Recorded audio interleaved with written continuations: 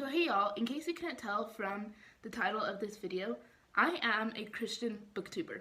I don't think I've made that exactly secret, but now it's out there for y'all to see. I am a Christian booktuber. I saw Wondering with Stacy do this video, and when I saw it, I was just like, cool, I should do this. And now I'm here doing it for y'all. So there are 9 questions, and all of them are Bible related stuff.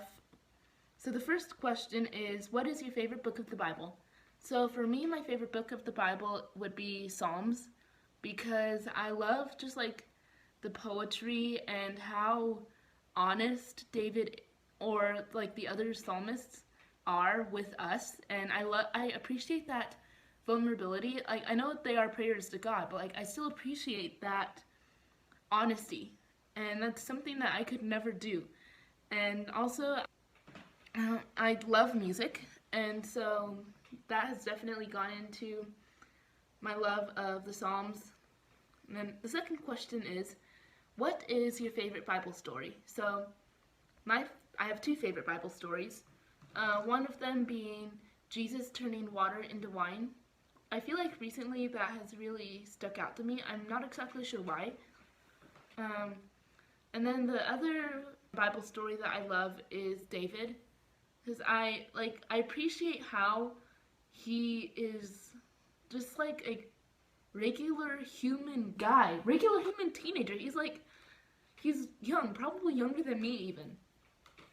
And how he just like defeated like a giant because of his faith. And I love that. I love that about him. And how he is not perfect. I feel like a lot of times we perceive Bible characters to be perfect, and he's not. He's a fallen human being, as are we, and that's why I love him and his story. Again, referring back to the Psalms. Third question is, who is your favorite person in the Bible? So my answer might be slightly affected by the show The Chosen, which y'all should watch. It's one of my favorite TV shows of all time. I was going to, and then, excuse me, I'm sick. Anyway, yeah, this may or may not be affected by The Chosen, but Peter, because I feel like I can relate to him more. I don't know if that's a good thing or bad thing, honestly. But like how he is, like, he thinks he is loyal and like he thinks he's a good guy, but he's shown constantly that he's not. And I love that, and how Jesus used him to to build his church. That's very powerful, and it's very inspirational. And the fourth question is, what is your favorite verse? Again, I have 2 favorite verses. One of them is Jeremiah 29:11. For I know the plans that I have for you, declares the Lord. Plans to prosper you and not to harm you. Plans to give you a future and hope. And I should probably get some water. I will be right back. So I am back. So yeah, my favorite verse is Jeremiah 29:11, because I feel like that verse has gotten me through a lot of really hard times, as it has for a lot of Christians. And I remember the first time I actually read it, it was in Bethany Hamilton's memoir, Soul Surfer. And she quotes it, and I read it around the time I was going through like a really hard time in my life. And I just remember reading it and rereading it and rereading it to the point where I had that specific verse memorized. And I still have it memorized to this day. And I love that verse. And then another one, I don't remember the exact reference, but I think it's in Romans. For God works all things together for the good of those who love him and are called according to his purpose.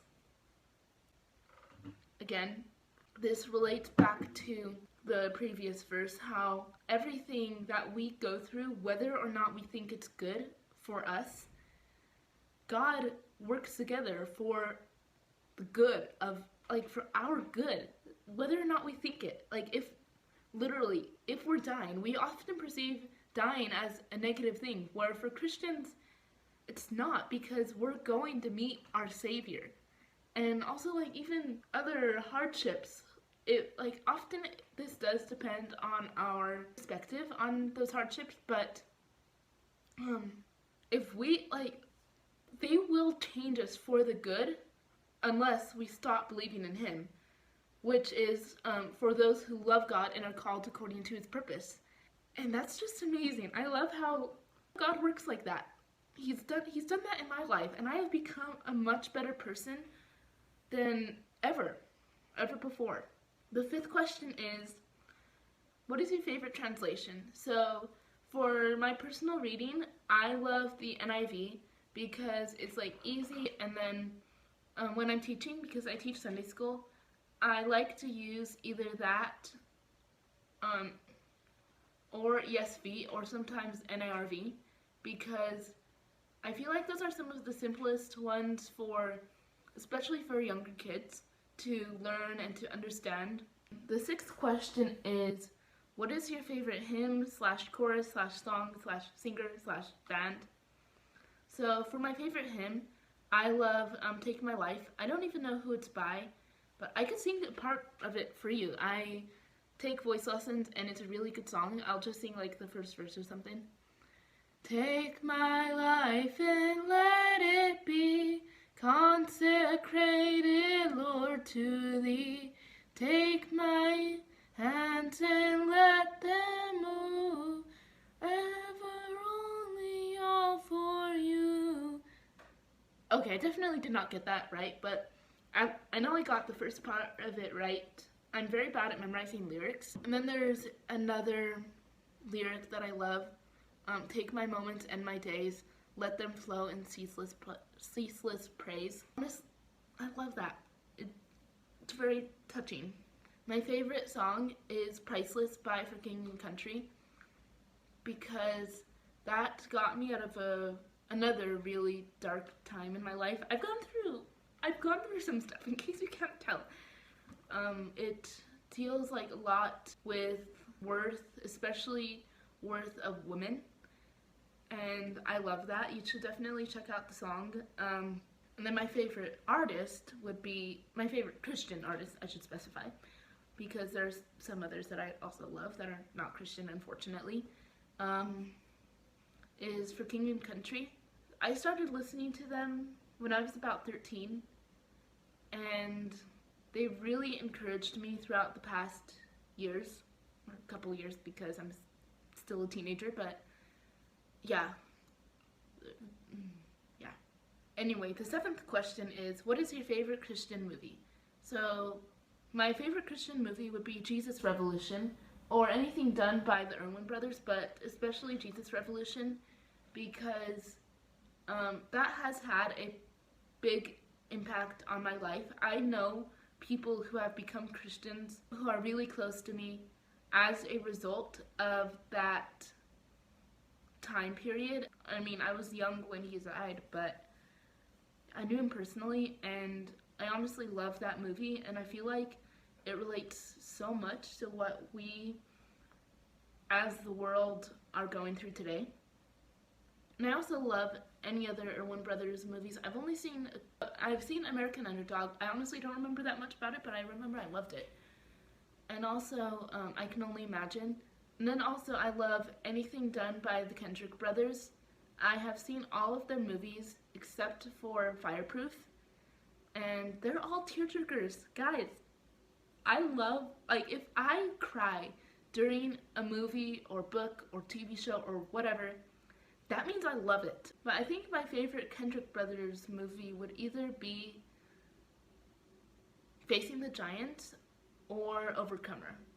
Probably Overcomer. I actually have the novelized book of Overcomer. It goes like more, of course, like get to explore the characters a bit more, and then also the grandmother's past more. Like we get like flashbacks and stuff.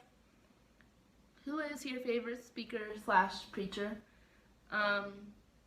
Personally, I have have two favorites. One of them is Ben Corson. He is the son of John Corson, and he's like in his 20s or something. He's young especially for a pastor. And I love how he connects like scientific facts with God.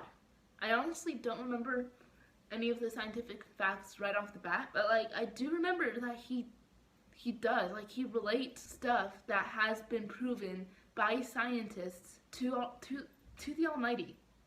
Okay, I shouldn't have done the thumbs up, but Ben Corson, if you're watching this, I give you a thumbs up, okay? Anyway, and then I also love Greg Laurie. I was listening to him and one of his messages that actually brought me to Christ. I don't remember what specific message it was because I was a little young, but I do remember realizing that, yes, I was a sinner and that I needed God in my life. And so I prayed with Greg and I accepted him as my Lord and Savior. The next question is favorite fiction/nonfiction author. So my favorite nonfiction author, I've only read one of his nonfiction books, but I also love some of his fiction books because I've only read some of them. That being C.S. Lewis. I love his writing style, and like I feel like it's really easy to understand, and I love his use of imagery and all the other technical stuff, and like how I also love his story. I'm currently reading a biography about him and his relationship with Joy Gresham. And then for my favorite fiction author, I love Andrew Peterson. He is actually also a musical artist. You might have heard Is He Worthy, which was actually covered by Chris Tomlin. But he wrote the Wingfeather Saga, and then he wrote a couple other books/book series. I don't remember what one of them was, but he wrote a nonfiction book called Adorning the Dark about creativity, and I love his writing style. It's very poetic and flowery, but not super flowery. But I feel like the aspect of the floweriness comes from his being a musician, and I love that. So yeah, thank you all for watching this video. I'm very impressed he made it through the entire thing, and if you like this video, please make sure to like, comment, subscribe. It would really mean a lot to me, and I will see you soon. Bye.